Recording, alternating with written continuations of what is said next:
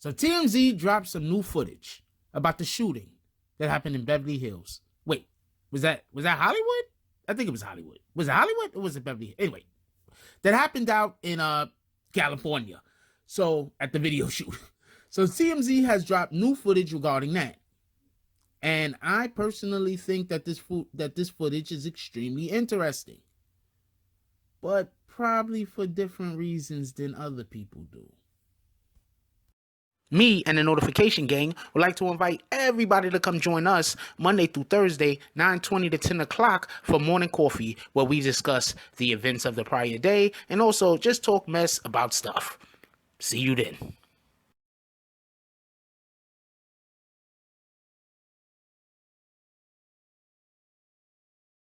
Hey, don't forget to check out the link of the day in the description. Oh, Black Dynamite, I wish it was that simple, but this is much bigger than you and me. Hey, little mama, it may be bigger than you, and it may be bigger than me, but it ain't bigger than you and me. Can you dig it? BBN, Jack Frost. What's up, party people? Yeah.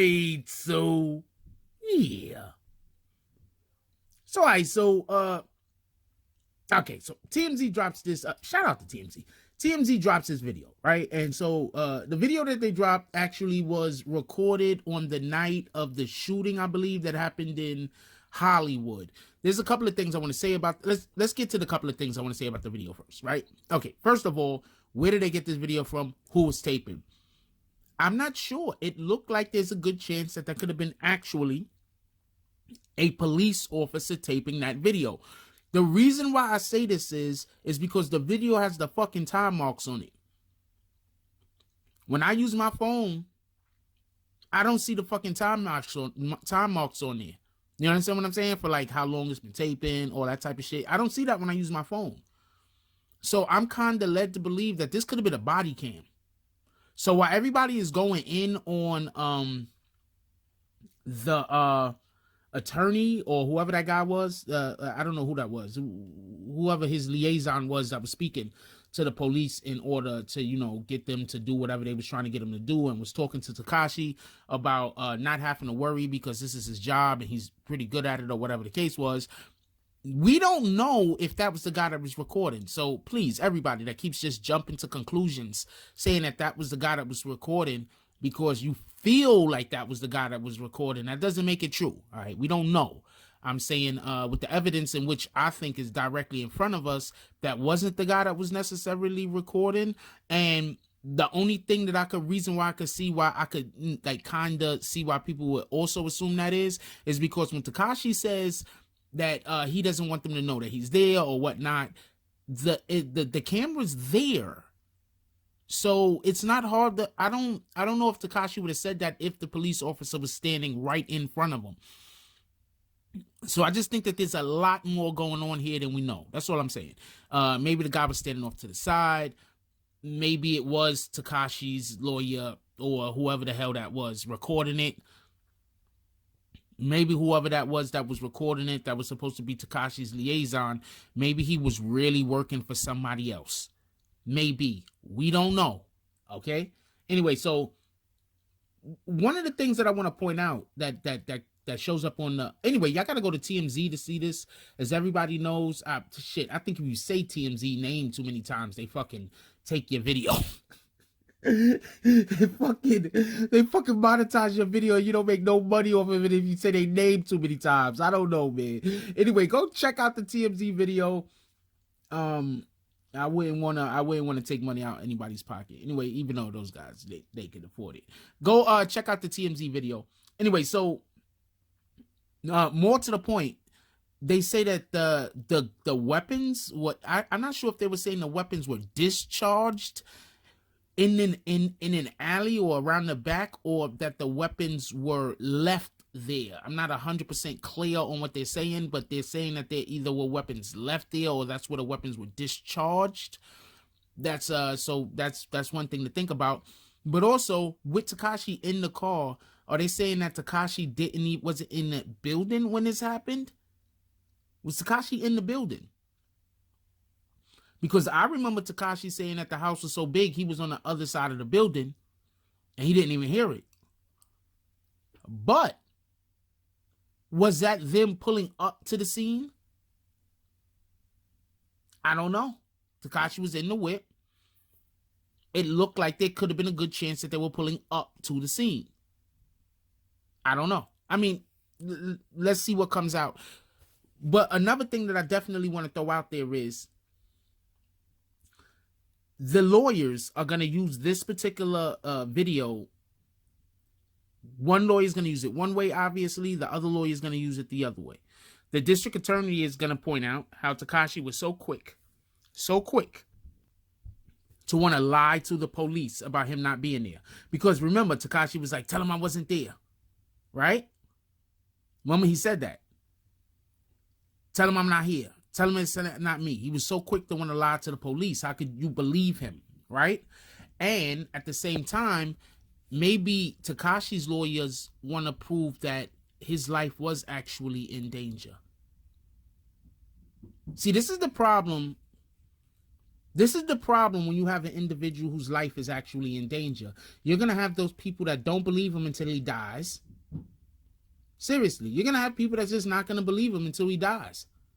You're going to have people that are going to say things like, oh, you lost credibility with me because you said people were trying to kill you. You're going to have people that think like that. And then after the individual actually dies, then they're going to be the ones that's going to say, oh, man, I wish I would have knew. You get it? Tekashi's lawyers might be able to use this as a situation to show that Tekashi's life was in danger. Now, with that being said, I've always been under the belief that we don't know who fired at the building. We don't know if those were West Coast gang members. We don't know if that was an organized, strategic plan by people who are with or inside of Tekashi's camp. We don't know this. One thing I want to point out is the FBI said that they have audio evidence that there was a conversation. We haven't heard this conversation yet. So once again, I'm not saying that we should take this as it happened. I'm saying we haven't heard this conversation yet. But the police say that they have organized, they have audio, of a conversation that happened that basically at some point or another, they were going to, and when I say they, I'm saying that the FBI is saying that they being the Treyway members, were going to take Tekashi down at some point or another to Las Vegas, where he would then get shot and murdered. I am not saying that that is what was happening. I'm saying that there was a leak that the FBI allegedly has a audio that corroborates that story. Now, with that being said, if this is a possibility, that it would be in there, and when I say there, I mean anybody that is planning on murdering Tekashi at some point and then making it look like it was gang violence, it would be in their benefit to randomly have locations that Tekashi is at get shot up. If we don't forget, there was a shooting that happened at the Get the Strap video, correct, right? And the FBI is saying that that was actually done by members, people that are associated with Tekashi 6ix9ine. So now we have another video shoot, and a shooting happens there also. That's what I'm saying. So this is definitely something that Tekashi 6ix9ine's attorneys can possibly use in their defense of Tekashi. Obviously, first thing that they're going to have to do is have the two cases separated if they aren't already. Then they can say, well, you know, Tekashi 6ix9ine was in fear of his life. There had been multiple attempts at his life.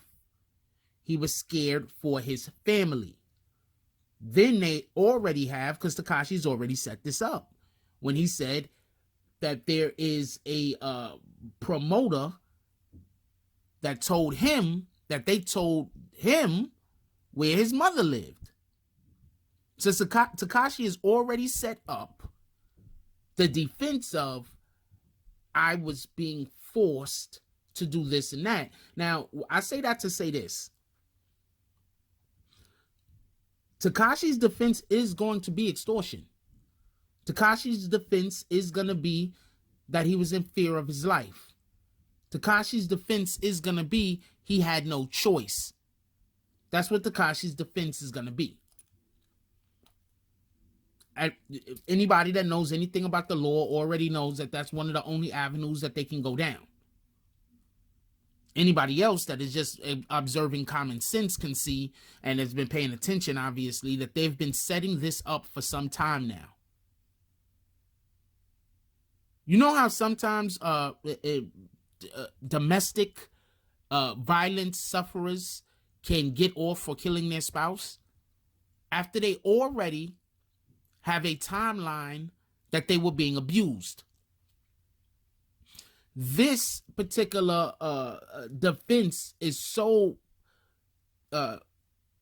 used, or should I say, has won so many cases, that you have people who are not victims of domestic violence setting up situations to make it look like they are victims of domestic violence, just to then use that against their spouse one way or another. They even have a movie, a book first called Gone Girl, that was made into a movie that circulates around the idea that if you put out into the ether that somebody is trying to harm you, that the public is more pliable to the belief that whatever you do in order to not be harmed is acceptable.